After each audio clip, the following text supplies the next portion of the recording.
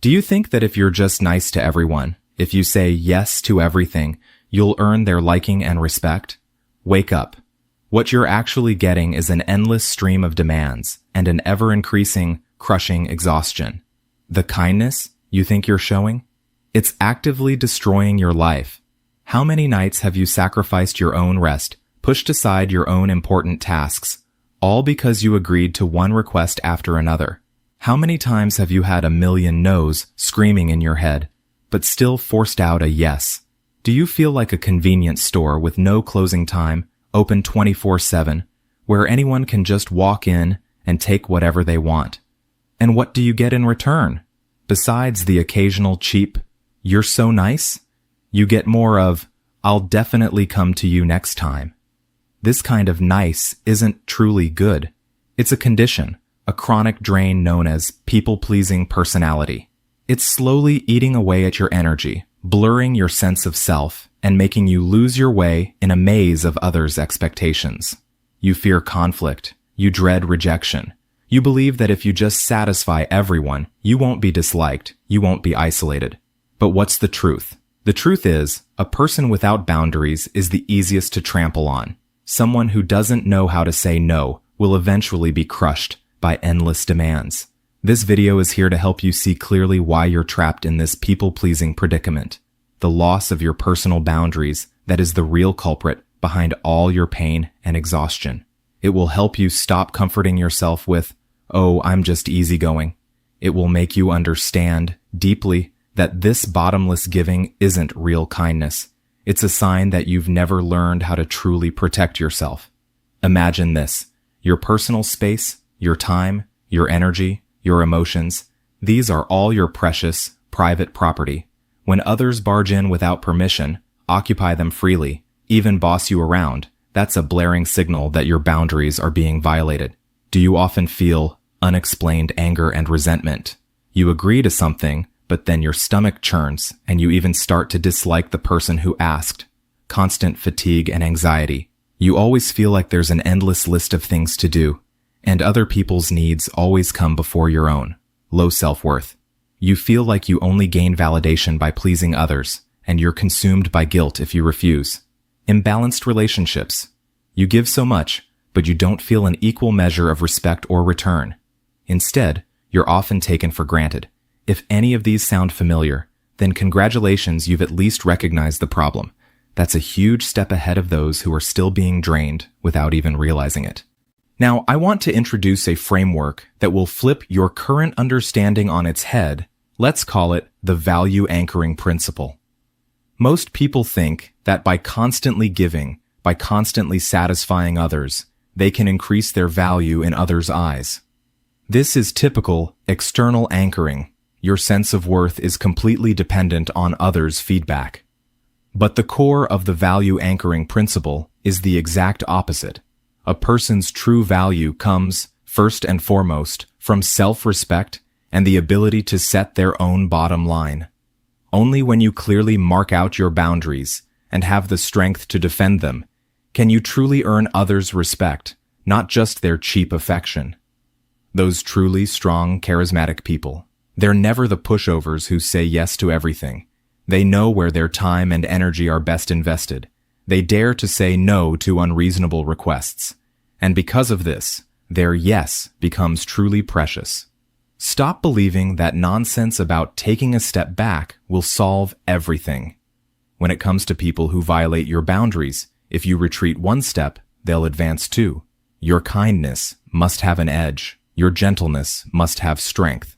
So, how do you say no gently but firmly? This doesn't require you to become harsh or cold.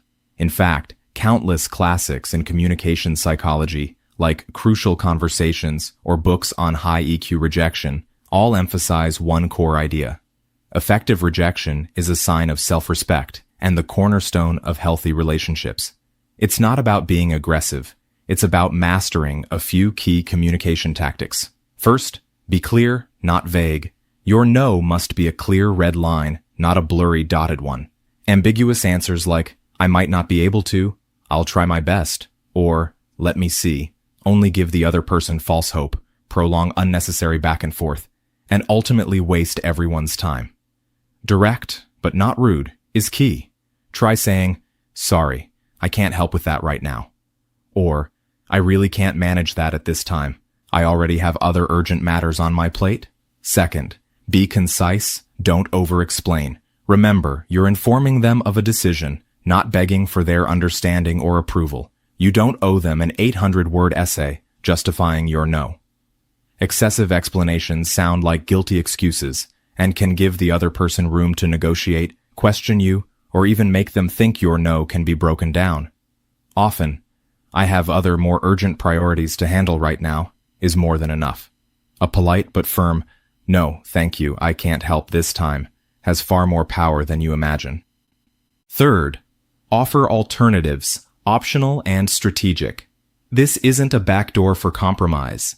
It's an advanced technique to show your goodwill and flexibility provided you're genuinely willing, and this alternative doesn't sacrifice your core interests or disrupt your important plans. For instance, "I don't have time to do the whole PowerPoint for you, but I can share a great template I've used that might save you some time." Or, "I'm definitely not free this weekend, but perhaps I could spare half an hour next Tuesday afternoon to quickly go over the core issues with you and see if I can offer some ideas." The key is, you remain in control. You're offering manageable assistance, not taking on everything. Fourth, stick to your decision. Don't be emotionally blackmailed. This is where your resolve is truly tested, and it's an essential step in overcoming people-pleasing. After you've clearly said no, some people might show disappointment, dissatisfaction, or even try to sway you with lines like, "Why are you so stingy?" "I've been so good to you, and you won't even help with this small thing." Or, "I thought we were real friends. I didn't expect you to be so unfeeling." These are designed to make you feel intensely guilty. When this happens, alarm bells should go off in your head. This is classic emotional blackmail. You must tell yourself clearly, you're rejecting an unreasonable request, not the person themselves. You have the right to protect your time and energy without being overly responsible for others' emotions. If a relationship requires you to constantly sacrifice your boundaries to maintain it, it's unhealthy to begin with. See it clearly and break free sooner. I know, when you first start saying no, you'll feel immense guilt. Where does this guilt come from? It's the result of long-term brainwashing by ideas like, you should be selfless, you should always consider others' feelings, and rejecting others is selfish. What you need to do is reprogram your brain. Every time you feel guilty for refusing, ask yourself a few questions. Did my refusal genuinely harm their fundamental interests, or did it merely inconvenience them or require them to find another solution? If I agree to this request, what important things of my own will I sacrifice? My rest? My work progress? My commitments to others? Do I have the right, and indeed the obligation, to prioritize my own resources, time, and needs? The answers are often glaringly obvious. Your guilt will gradually lessen with each successful, conscious refusal. You'll discover that the sky hasn't fallen and the world keeps spinning, and those who truly respect you will understand your decision, perhaps even admire you more for your honesty. Those who throw a tantrum or try to manipulate you because of your refusal, they are precisely the relationships you need to filter out with clear boundaries. Imagine this: when you can freely and comfortably refuse unreasonable requests and focus your time and energy on what you truly want to do, that sense of lightness and control is something you've never experienced. You're no longer an accessory to someone else, no longer that always and call a go-to nice person. You become the master of your own life. Your smile will be more genuine, your inner self more grounded, and your relationships will become healthier and more balanced. This isn't just about learning to say no. This is the beginning of rediscovering yourself, reshaping your personality, and building healthy relationships. This path, admittedly, is an awakening for the few, because most people would rather wallow in familiar pain than endure the temporary discomfort and challenges of change. But you're different. The fact that you're still here, listening, means you have a deep-seated desire for change. You have the potential to break free. Stop being a doormat that everyone walks over. Starting today, Practice saying your first brave no to the people and things that drain you. You'll find that the world doesn't turn against you. Instead, you'll gain unprecedented respect and freedom.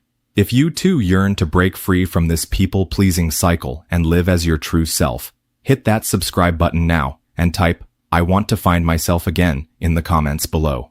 This isn't just an empty slogan, it's a genuine commitment to yourself, your very first step towards real change. In future videos, I'll share more hardcore strategies on how to build a strong inner core and live authentically. Remember, your boundaries are defined by you. Your worth needs no one else's approval. See you next time.